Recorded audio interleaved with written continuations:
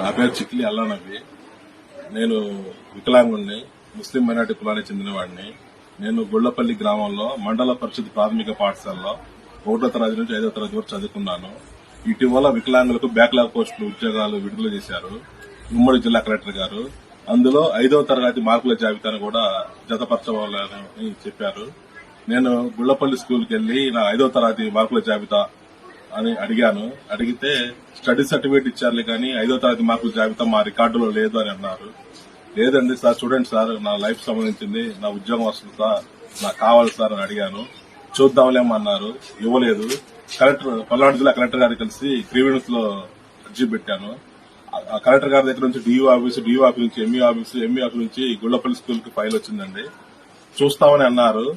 అన్న తర్వాత మా రికార్డులు లేదు మీ డేటా అని అన్నారు. కాదండి, నాకు కావాలని అన్నాను. హెచ్ఎం గారేమో ఎంఈ గారితో మాట్లాడుకోండి అని అంటున్నారు. ఎంఈ గారేమో మా రికార్డులు లేదమ్మా అది ఇది అంటున్నారు. లేదు సార్, నాకు కావాలంటే మీరు రికార్డు అది 5వ తరగతి మార్కుల జాబితా కావాలంటే ఎంతో కొంత ఖర్చు అవుతుంది, మా ఫార్మాలిటీస్ ఉంటాయని అన్నారు. లేదు సార్, నేను వికలాంగుని, నా దగ్గర ఏం లేదు, నాకు 2 ఆడపిల్లలు, నా భార్య ఫిట్స్, నేను వికలాంగుని, ఏ సంపాదన పోయేవాడిని కాదు అని అన్నాను. అదైతే మా రికార్డులు లేదమ్మా, చేసేదేం లేదు, అంతకుముందు నువ్వు చదువుకున్నప్పుడు ఏ టీచర్స్ ఉన్నారో ఆ టీచర్లని అడుగుపోయి అని అన్నారు. కాబట్టి నా ఎందుకు దయ ఉంచి నాకు 5వ తరగతి మార్కుల జాబితా కావాలని మీడియా వారిని కోరుకుంటున్నాను. నా పేరు చిక్లి అల్లానవి. నేను వికలాంగుణ్ణి, ముస్లిం మైనార్టీ కులానికి చెందినవాడిని. నేను గుళ్లపల్లి గ్రామంలో మండల పరిషత్ ప్రాథమిక పాఠశాలలో 1వ తరగతి నుంచి 5వ తరగతి వరకు చదువుకున్నాను. ఇటీవల వికలాంగులకు బ్యాక్లాగ్ పోస్టులు ఉద్యోగాలు విడుదల చేశారు ఉమ్మడి జిల్లా కలెక్టర్ గారు. అందులో 5వ తరగతి మార్కుల జాబితాను కూడా జతపరచవాలని చెప్పారు.